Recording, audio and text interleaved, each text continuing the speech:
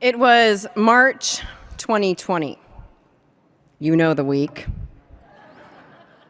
I'm sitting in my home office, and just a few feet away from me, my two teenagers are in the living room, homeschooling. And a few feet away from them, my partner's at the kitchen table. It is her turn to supervise.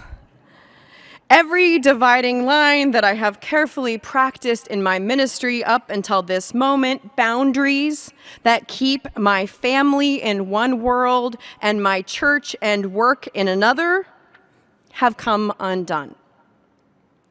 Just like everything else I've come to know about what it means to be a minister and do church, all in a matter of days. A pit starts forming in my stomach, and the tears in my eyes feel just a breath away as my body readies itself for grief. I listen to and read every news story I can find as if tea leaves for the future that we will all soon face. With every headline, my stomach grows tighter, and I write letters, and then I make videos to the people in my church and in my family who, especially those people who in this new world are required to acquiesce, whether they believe it or not. They are technically over 65 and at risk. For no practical reason at all, I decide I should call Lynn. In the congregation that Sean and I serve, that is the Foothills Unitarian Church in Fort Collins, Colorado, Lynn is one of our elders. Literally, in this case, she's 88. There she is. She's on the left. She's next to two other beloved elders, Bob and Bev. Lynn has been in our congregation for over 50 years. I don't know exactly why I decided to call Lynn, but I just know I need to hear her voice. Lynn is one of many partners I end up calling in those days. I mean, I obviously also call Sean a lot. And then I call Sue and Sarah and Scott and Nancy and Arpie and Johanna and Glenn and Mary and Terry. I could keep going and going and going with my list of names. Who's on your list?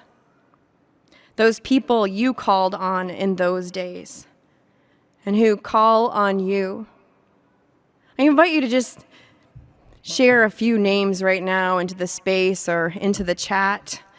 Those partners who you count on.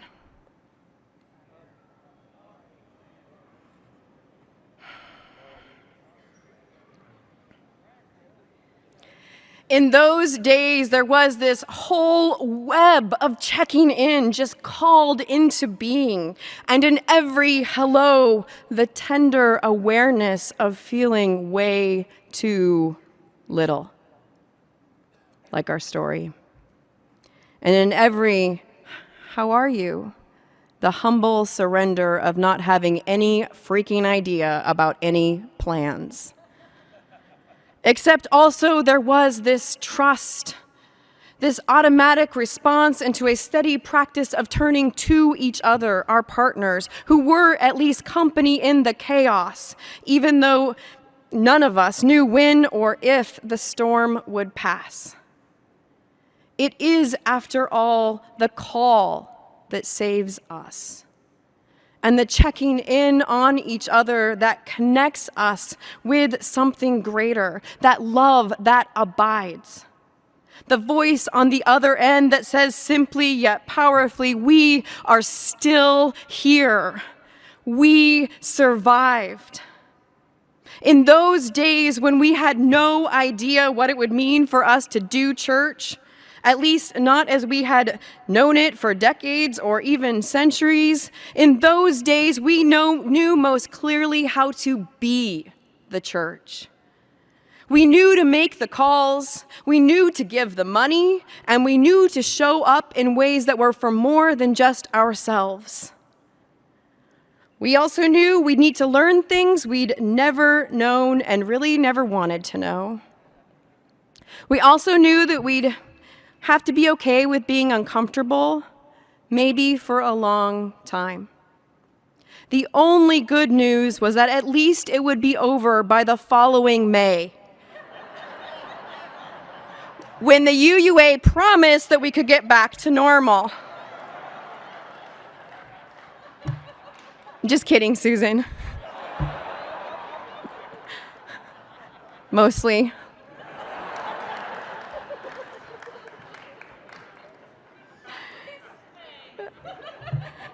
Said May.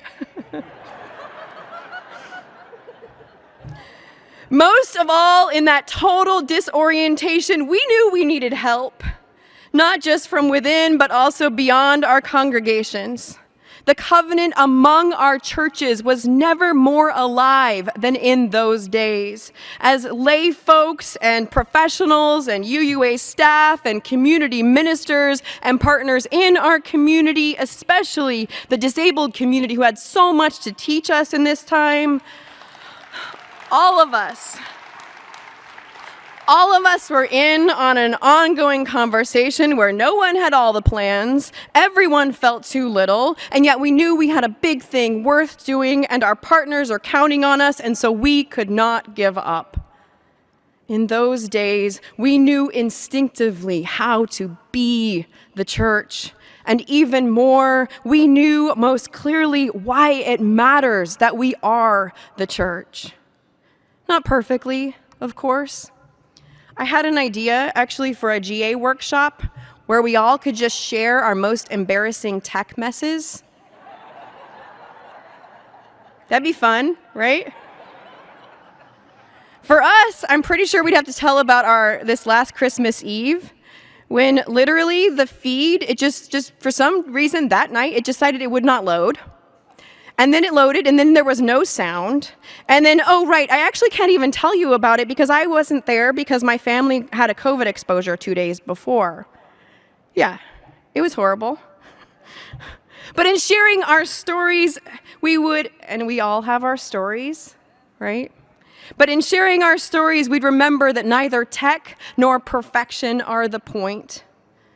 The people are the point. And the partnership with each other and with God, that's something greater. And the deal we make to keep trying, that's the point. And we did it.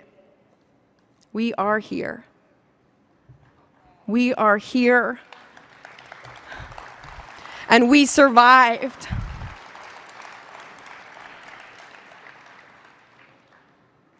Since I started seminary in 2007, article after article and lecture after lecture has described the institutional and the local church in every way opposite of how I have just described it. I have heard constantly of the church's imminent demise, the death of Sunday school, and or our inevitable implosion and or slow drift into oblivion. In seminary, we learned that millennials thought we were irrelevant. Boomers would soon be focusing on their retirement vacations. And the silent generation were aging out out of the heaviest volunteer lifting that we'd relied on them for so long.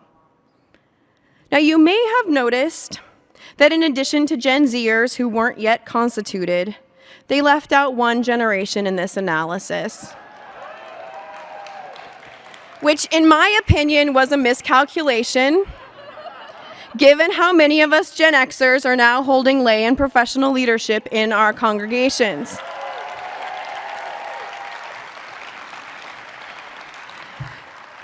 To quote Nirvana, "Oh well, whatever, never mind."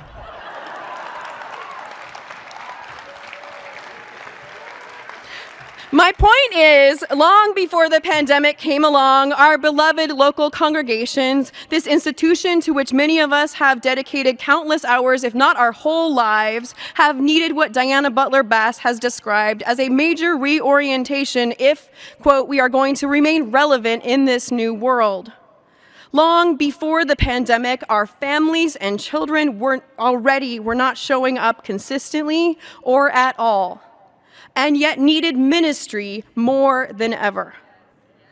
Already, before the pandemic, giving was changing as younger generations had fewer resources and really didn't get this whole idea of pledging anyway. Already, we needed to be fully and fluidly present both online and in person, even though we really had no idea what this even meant. And already, our churches were some of the least progressive, most monocultural, white, hetero spaces that many young people will encounter in their whole lives, despite the story many of us tell ourselves or the call that most of us know our faith makes.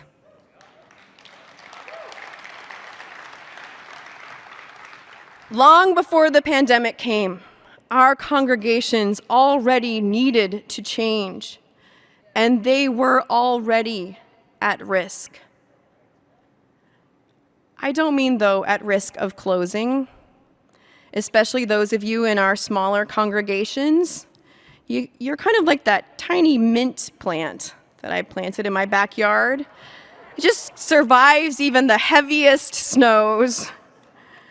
But more, I mean that we were already at risk of forgetting that why that was so clear to us in those early days of the pandemic, and that were also so clear to us in the early days after Trump's election, or in the early days after 9/11, or after George Floyd was murdered, or after the floods took everything, or on any of those days when the bottom drops out from the middle of our lives and we know we cannot do it alone. In those days, the why of church surrounds us and scares us and soothes us all at once as we feel seen and found and held and charged as if for the very first time. This feeling, this ministry is the promise of the local Unitarian Universalist Church with the not radical, still radical idea that we are all in this life together at its center. And when the crisis comes, we know this promise so well. We feel its urgency and its call, and we instinctively say yes. It's just on the other days, when the crisis fades, and we are back in ordinary times, we all too often forget.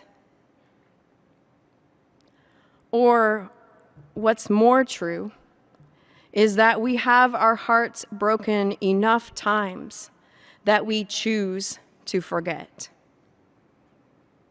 As Sean said, churches are human enterprises. And to give yourself to a Unitarian Universalist congregation is to say yes to disappointment, or worse.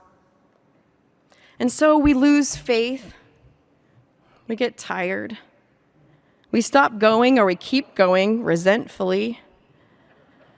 We shrink our dreams or grow bitter or numb or all of the above, especially in these days. Just a couple of months ago, some of our dearest congregants came to me to say they were feeling disconnected from the church. It wasn't a complaint. It was more like a confession.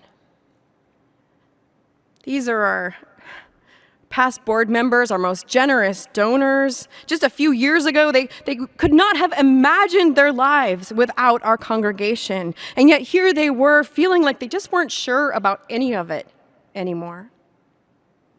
And they aren't alone. In the intervening days and weeks and what felt like decades between early 2020 and mid-2022, a lot of us have become familiar with this sense of disconnection. Not just because of the pandemic, with its polarization and politicization and that pit in our stomach that we never had time to tend to, but also because of the rise of white supremacy and fascism as it replied to what many of us believed was progress in creating a truly multicultural, multiracial democracy. And then alongside that, the climate crisis has come in close, which in my area now means we have wildfires in December, and in yours, might mean still trying to recover from the last storm when the next one comes. The combination of all of these collective forces constitute for us a moral injury, a trauma. And yet we are pushed to keep going. We push ourselves to keep going, get back to work, even while death and extinction surround us and threaten us daily. We are encouraged to return to normal as if the last 2.5 years were like a blip in a Marvel movie. We have survived. And also, we are not the same. Whatever notions we had of the world being finished, or at least on its way, have come undone. Whatever notions we had of we being the ones to finish it have come undone. In so many ways, our churches, our association, the institutions around us have come undone. There is so much work to do, so much ministry needed, and we are so small, so tired, and so in need of ministry ourselves. Is it finished yet?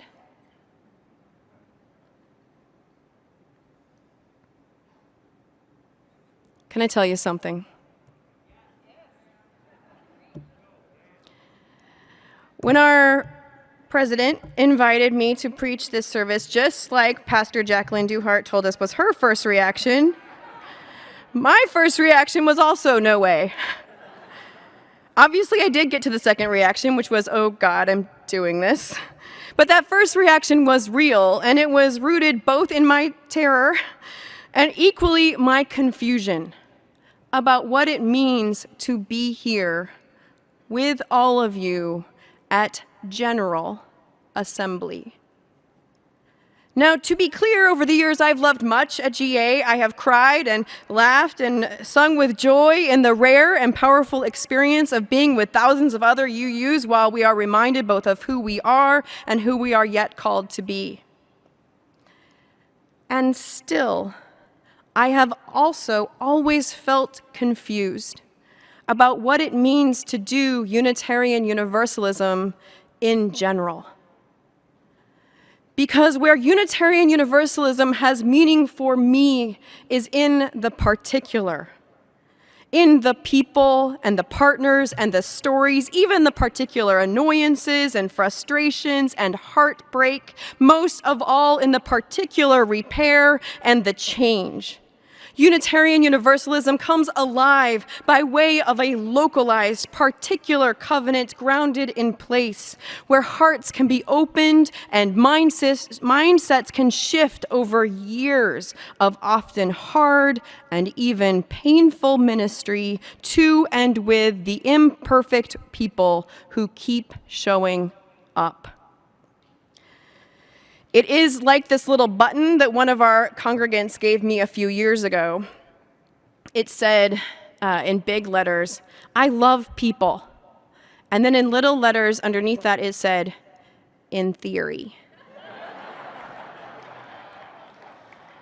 The grand ideals of Unitarian Universalism that inspire so many of us to travel across the country or to log on in the middle of our busy lives, this is us loving people in theory.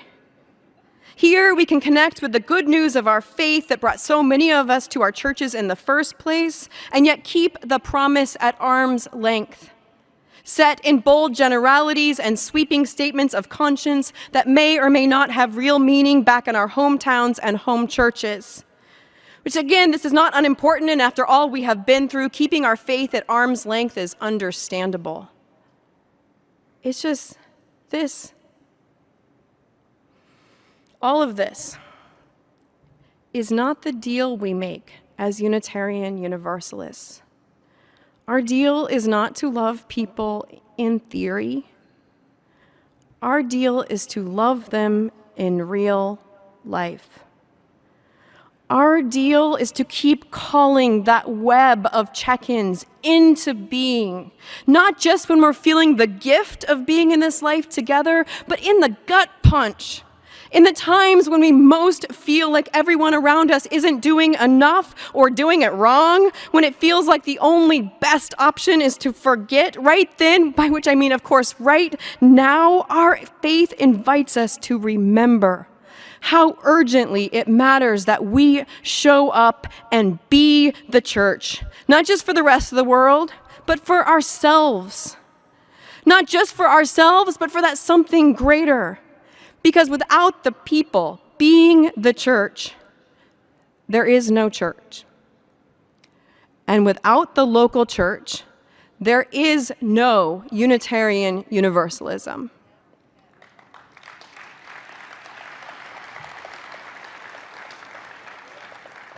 Which means the most important part of our General Assembly is the way it inspires us to return to our very specific assemblies, our congregations, virtual and IRL, how we will take the inspiration and energy of our theoretical and theological commitments and connect them with the very real life why that we know so well when the crisis hits. And how we stitch all of this onto our hearts so that it pulses with urgency even on the ordinary days or in the days when bitterness is everywhere. In these days, we are called not just to go back to church, but to be the church, and to invite our friends and neighbors to join us as partners, because so much has been lost and so much has come undone, which also means that it must be time to build. It must be time to take all the lessons of who we knew to be in early 2020 and let them inform and drive a new vision where we can meet the no less urgent needs of June 2022 and beyond. I want to offer 4 examples of this vision. First, in the early pandemic, we loved getting to share Sundays with other UU communities, didn't we? Yeah, it was fun. It was also such a time saver to share ideas and practices so fluidly. And so, rather than just reverting back to old silos in this moment, how about we take this moment to build a movement where collaboration is the norm?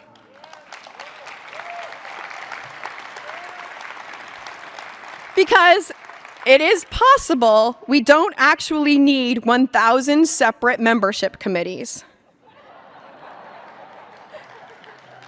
Or 1,000 different stewardship committees. Or 1,000 different online services every single Sunday. Example 2. In the early pandemic, we knew how critical our local congregations are, how essential they are.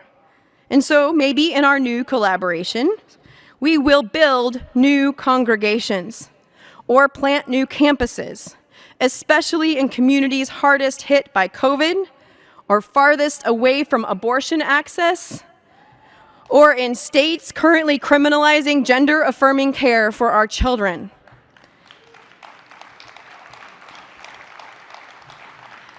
How many ministries would we be starting if we decided our congregations matter at least as much as NPR?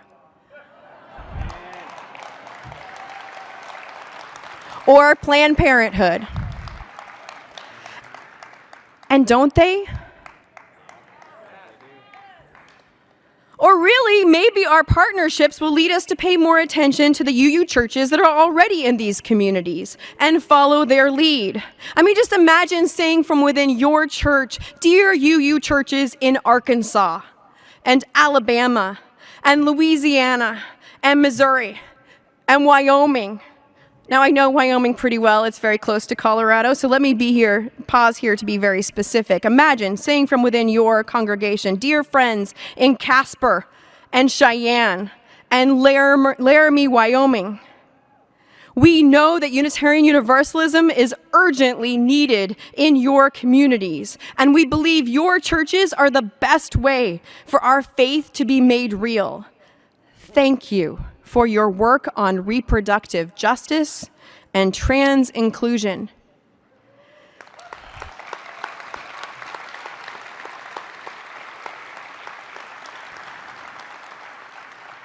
Here's some money.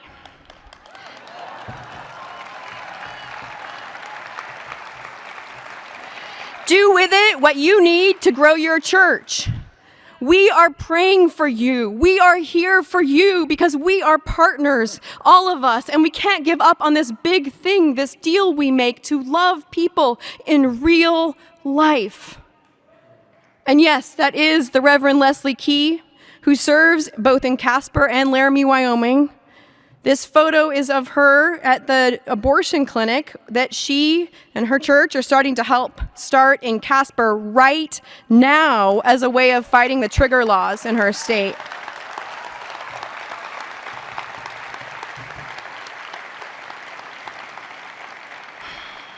Speaking of money, my third example. Early in the pandemic, we knew that quarantine impacted people differently. Some people lost jobs. Some people couldn't get out of their homes. Some people were totally fine. And the generosity that I saw during that time was phenomenal in our churches. Suddenly, it's like we understood that giving in our churches could be a radical act of equality and social justice. Or at least it can be when we meet our big dreams with big giving. But this is not the conversation happening in most of our churches right now. We are not talking about building a vision with big dreams. We're talking about cutting it, pulling back on ministry because people have pulled back.